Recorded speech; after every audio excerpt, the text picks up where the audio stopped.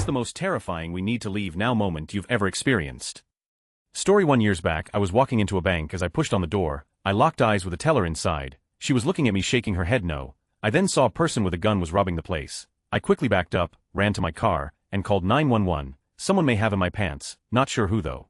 Story 2, hiking in the mountains, sun was setting, and we heard this low guttural growl that just vibrated through the trees.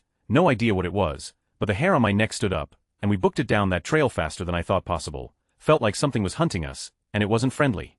Story January 3, 1979, Iran. I'm 9 years old. My mom is a low-level diplomat. She comes home from work and says, "We have 90 minutes to get to the airport to get out of the country." She knew the Shah's family was getting on a plane and that the overthrow of the government was days if not hours away.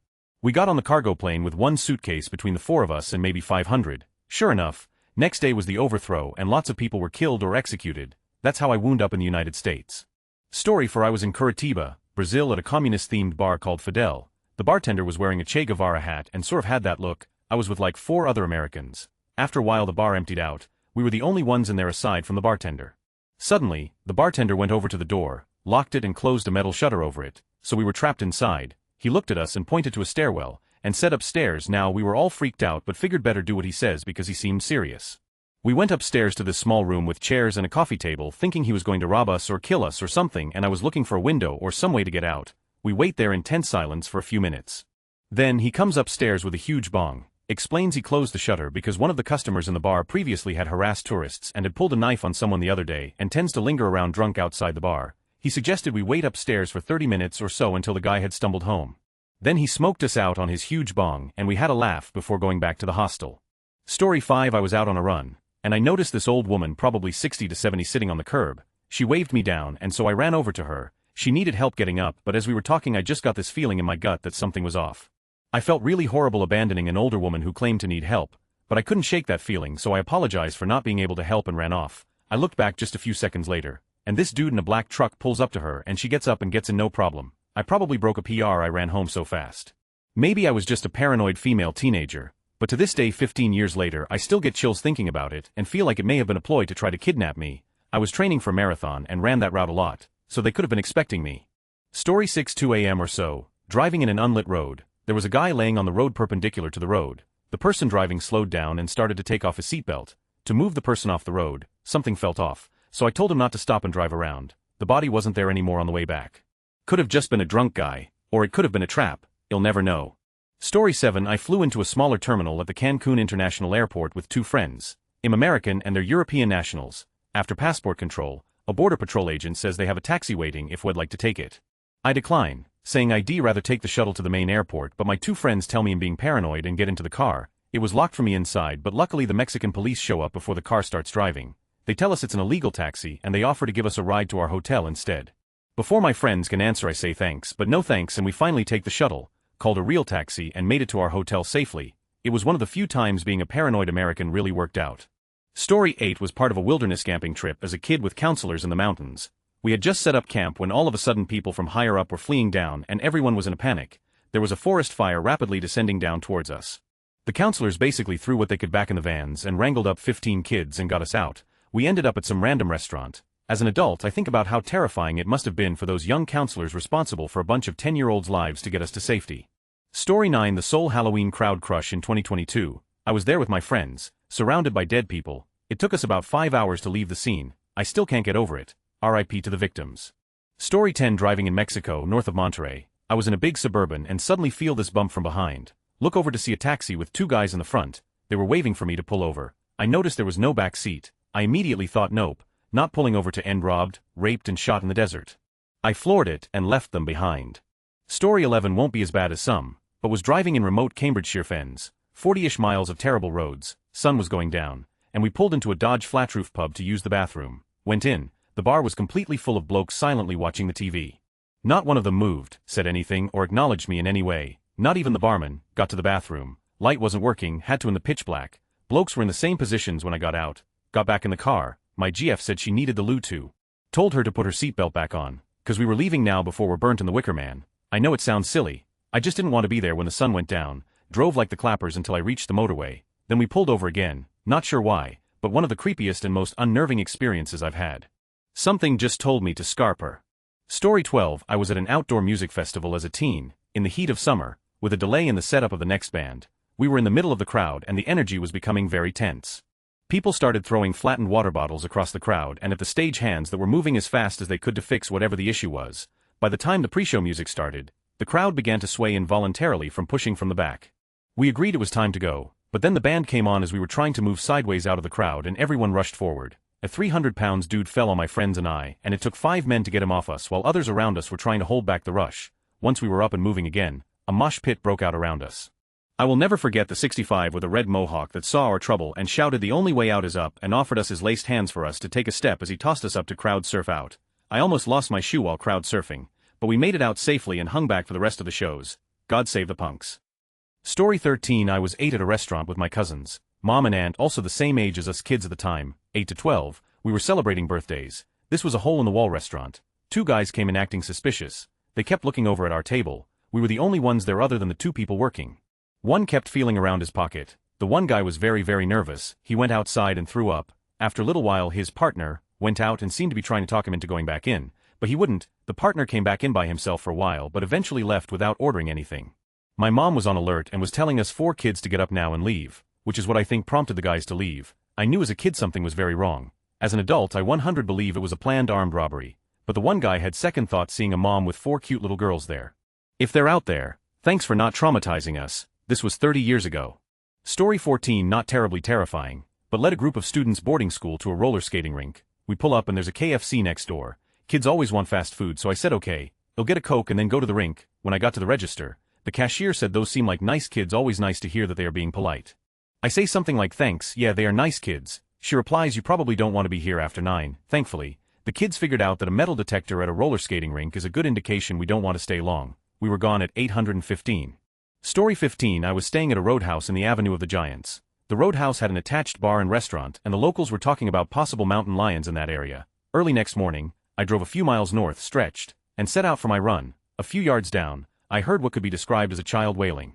In the complete silence of the pre-dawn, the sound was horrifying. I have never run faster in my life to my car.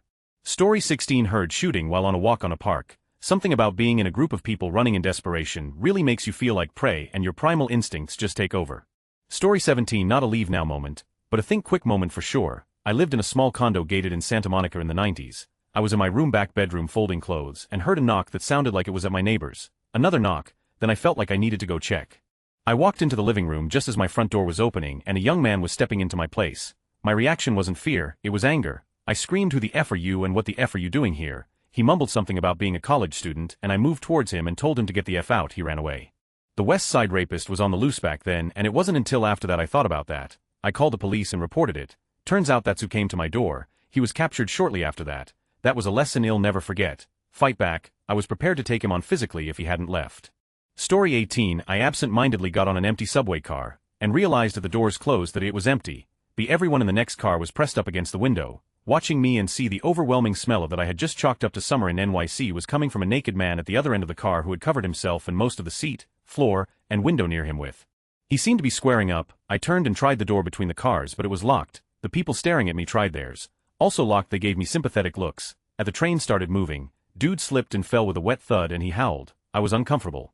Story 19. Not as ominous as the rest, but I was in a pet store killing time before an appointment. Suddenly, I was filled with dread. As an anxious person, this isn't totally usual, so I initially tried to talk myself out of it for a minute or two, which of course felt like forever. I was so uncomfortable that I thought, screw it, I don't need to be here, and went down the aisle to the side of the store, to loop around back to the front door in the center. As soon as I got to the side of the aisle, a BMW SUV came crashing through the glass windows, knocking over the aisles, straight into the cash register. It would have hit me dead on. Astoundingly, no one was injured. The driver hit the gas by mistake. She was horribly upset. I walked in a bit of a daze. Still creeps me out as I'm typing actually. Story 20. European tourist in New York took a taxi to the wrong neighborhood without knowing. When we got out of the taxi there was a group of men sitting on a staircase in front of a house. They noticed us and immediately started nodding their heads like nope, you're at the wrong place. So we left immediately. Story 21. Shooting in the parking lot of a mall. Everyone bum rushed in the opposite direction, which for me and about 24 people was inside an Apple store. We all ran into the closet of the store until we got the all clear. Apparently it was a couple of idiots fighting over a parking space and not some mass shooter. It was scary though. Story 22. I'm from Kiev, Ukraine, February 24, 2022. My parents wake me up at night, and the first thing I hear is pack up. the Russians are already here. We expected them attacking, but we didn't expect them to get to Kiev in a single night, which was only possible because they launched this attack from Belarus. After a few seconds of horror, an adrenaline rush had followed. I barely remember anything that happened that day or the following 5 or 7 days that we were on a bus to the Polish border. Story 23. Me and my mom were homeless and lived in and out of our car for a while, which, believe it or not, has downsides. We tried to park in nicer areas, but not so nice you stick out.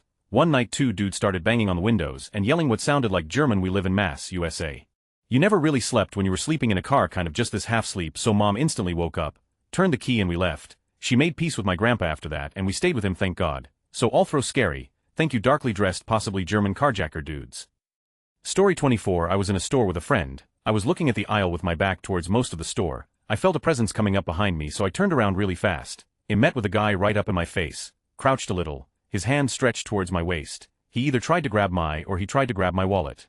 But when I turned around, we locked eyes. He quickly went to another aisle, and I stood there for a second wondering what almost happened. When I looked up again, he was staring straight at me from across the store with just his eyes, eyebrows, and forehead visible from over the aisle shelves. It was the scariest look. His eyes looked enraged.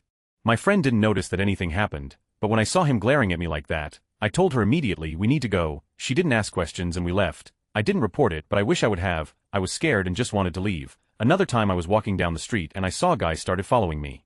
I tried to take a different route home until he stopped, but he followed me across 3 streets and into an apartment complex. I got lost inside the apartment complex. I somehow ended up in a fenced courtyard that I couldn't find the way out of, and he was still following me. I had to climb up an embankment to get out. I could not wait to get home, also.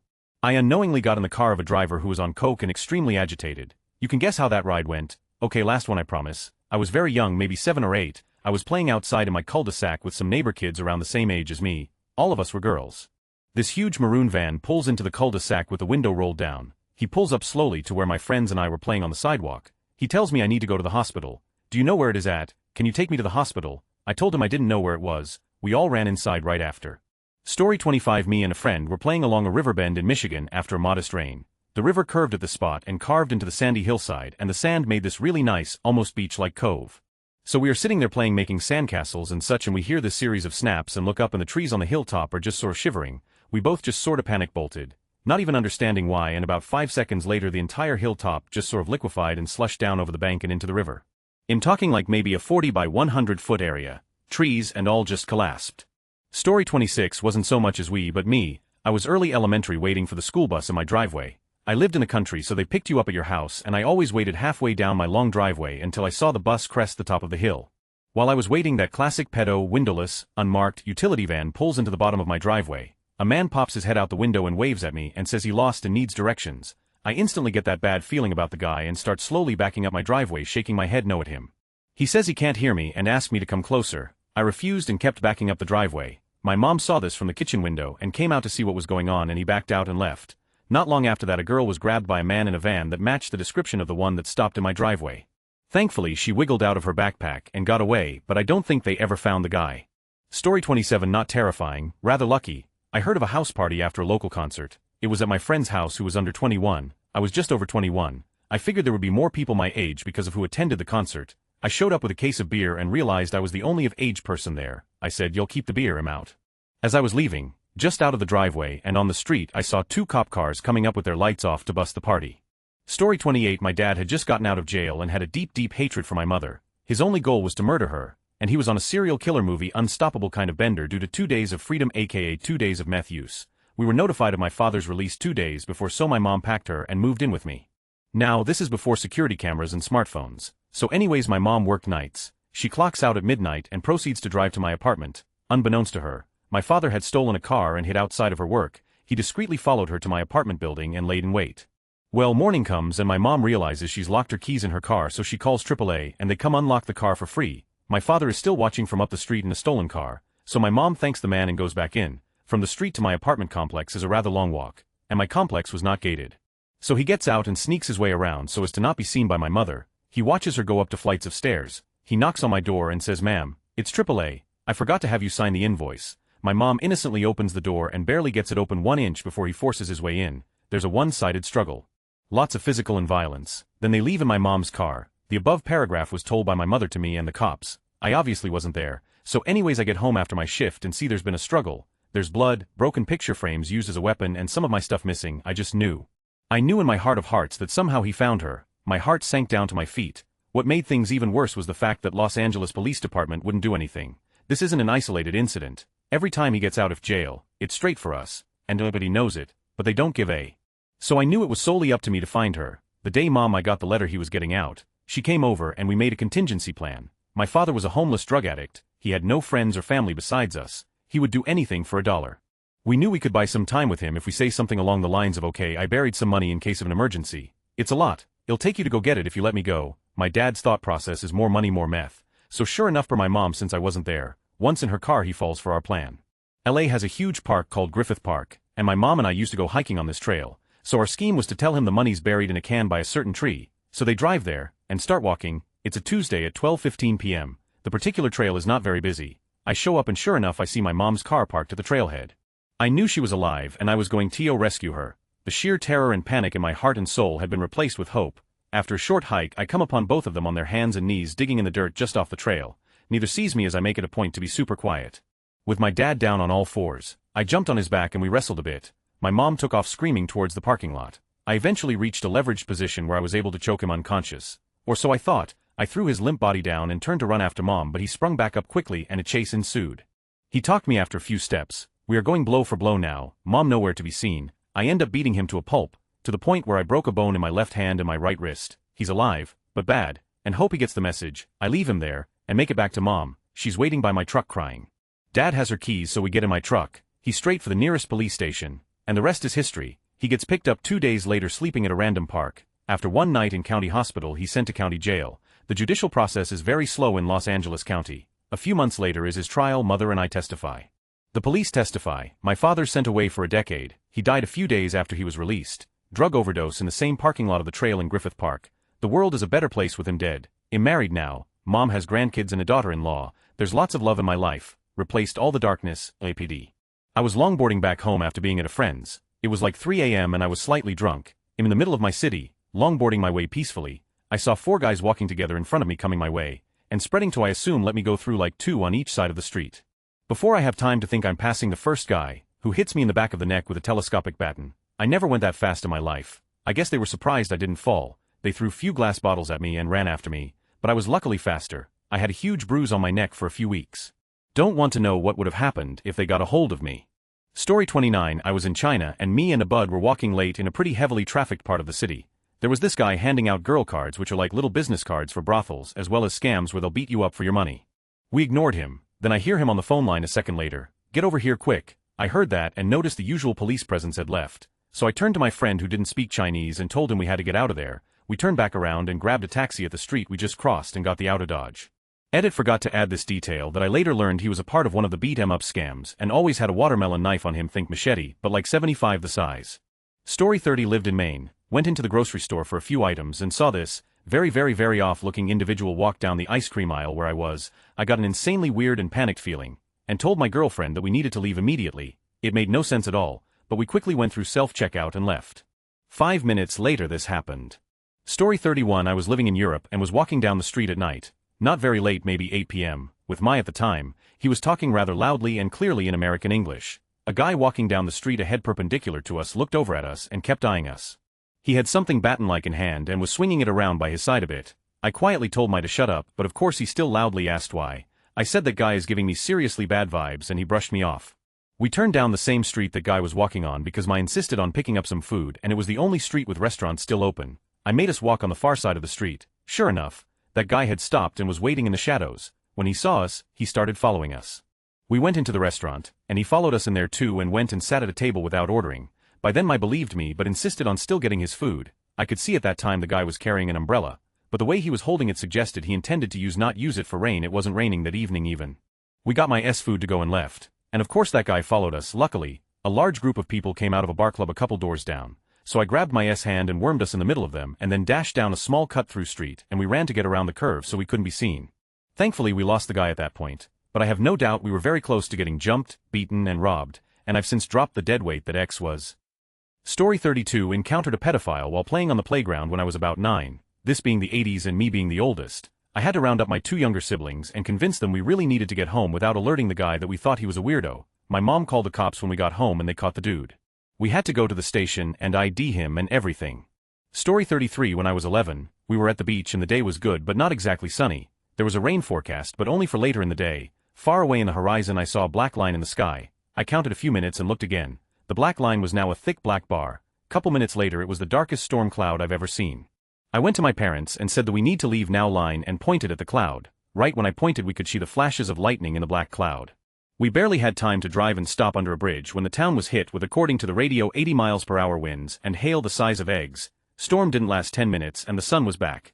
I felt bad for the people at the beach. The hospital was so packed with people in need of first aid for cuts and bruises that they installed a tent in front of the hospital for the smaller injuries. Story 34. Beginning of the war in Ukraine. Specifically when I've heard the far-off explosions and could hear how the windows were tremoring because of them. Then the declaration of war on the news. Never in my life have I went with my family to somewhere else that fast. Story 35. My mom and I were in Dubai in the middle of the night. This guy on a corner stopped my mom and started trying to sell her a purse for cheap. I don't know why she agreed to be polite. He said to follow him and led us through dark deserted alley after dark deserted alley. The whole time I 15F at the time was tugging on my mom's sleeve telling her we need to go, stop following him, this is creepy. I wasn't about to leave my mom, but in hindsight if I had she probably would have followed me, but she was saying it would be rude to leave. Finally, he led us to the back entrance of an unmarked building and started up the dimly lit stairs, and I absolutely refused to let go of my mom's arm or let her take another step. Thank God her common sense finally kicked in and from outside, she said no thank you and we fast walked out of there, and to think this woman was a refugee. How she survived all those years, I'll never know.